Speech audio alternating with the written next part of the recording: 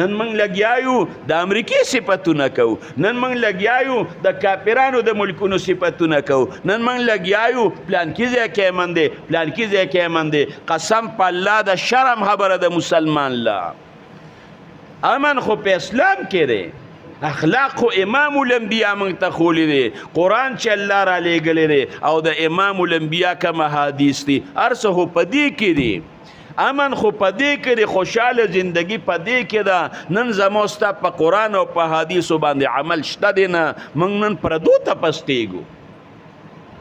ته به غالب وې، تا به په دې سر باندې وال نه خوړل، بل به دې په سر باندې و که اسلام وې. ورشه عمر فاروق رضی الله عنه ته وګوره، 22 لاک مربع میل علاقه فتح کړه.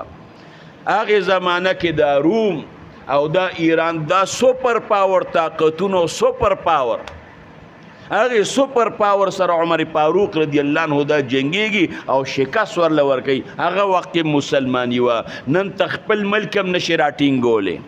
دا ولې رونو؟ ځکه قرآن باندې عمل نشته. د امام الانبیاء حدیث موږ منو، په حدیثو باندې عمل شته دی نه. په اسلام ته وګوره، که موږ صحیح طریقې سره مسلمانان شو، هر څه به صحیح وي. دا مسلمانی ده.